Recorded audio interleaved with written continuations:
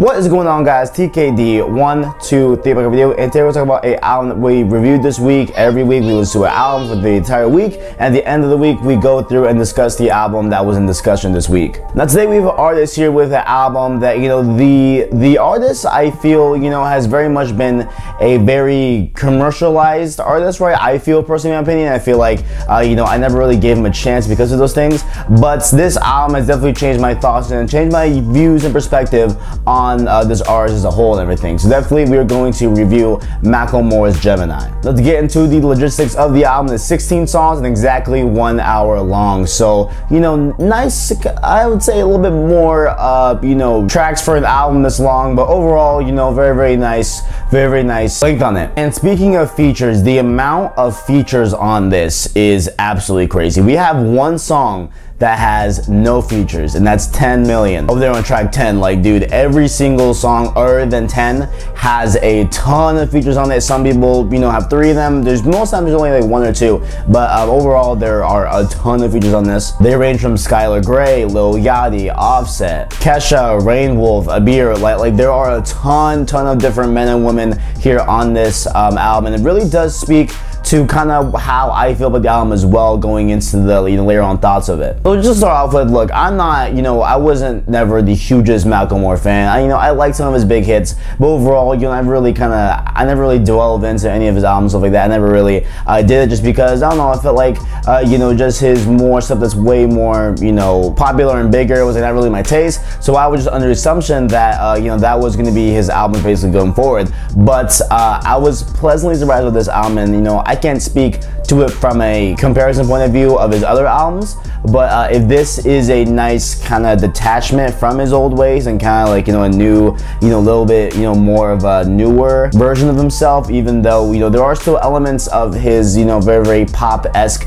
type of rap thing going on, but overall, I really do enjoy this album. And if I were to give a very, very consistent tone to this whole thing, and very, very, have like an underground, kind of like, like this is exactly what this album is about, I would say this is definitely one of the most feel-good albums I've listened to in a long time. Like, there are just times in the car where I would just be like, like this, I don't have any other thoughts other than like this just, just sounds great, and it puts you in a great mood. And that's the overall kind of thing that I want to take away here, is that, even if you're having like a really crap day, having a bad day, I feel that this album will do a great job at making your day feel a little bit better, you know what I'm saying? And also, speaking of just like the album's tone and everything, this album just feels fun as well. Like, it feels like he just brought all these features together, everyone, that's on this album. Like, he just feels like, he brought them all together and just recorded stuff, you know what I'm saying? Like, there isn't really no cohesive flow. There are, things that are,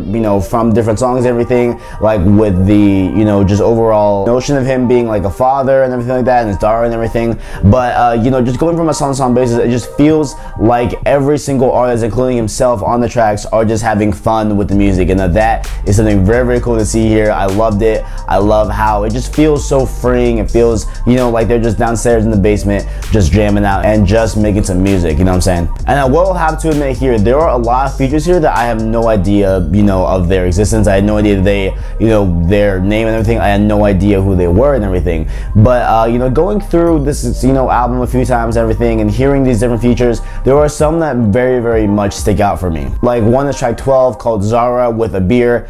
She sounds amazing on this track, and overall sounds like a great super Then we have onto another track here called Fire Breather with Rain Wolf, and Rain Wolf's just aggressiveness and like his grittiest, sounds super awesome with this track.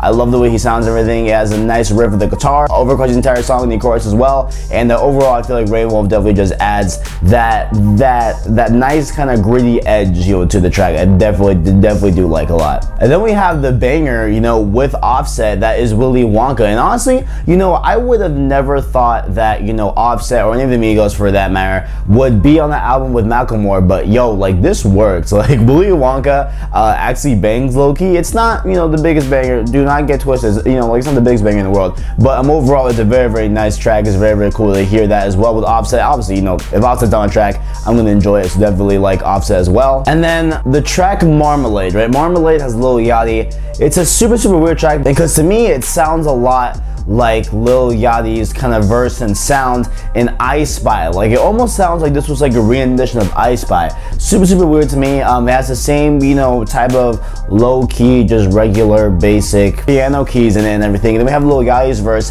that sounds very close and reminiscent to I Spy. So definitely weird to hear that there. That was a very weird song. But overall, you know, I enjoyed it. You know, it just, like, is what it is. I just thought that was a very weird thing, how it definitely does sound a lot like I Spy. Yeah, man, overall, like, there are a ton of instances here where you can just hear Macklemore and hear the features just having fun with the album. I feel like, you know, if you go into this album, you know nothing about Macklemore, not, you know, a ton about Macklemore that or anything, or just assume that, oh, Macklemore is just like this type of artist, you know what I'm saying? I feel like you'll be pleasantly surprised here with this album, because, you know, this album just accomplishes two great things here, and that is being a fun album and being an album that makes you just feel good, right? Overall, you know, those two things what this album definitely does capitalize on. I feel like, you know, it should be, you know, praised for that. Obviously, this is not going to be, you know, no Kendrick Lamar says album, you know, like, this is not going to be no, you know, album that's ranked amongst the best, whatever I'm saying. But, you know, overall, for what it does, I definitely enjoy what it did, and that is, you know, putting you in a good mood and just overall being a very fun album to listen to, and having great verses, having great instrumentals, everything,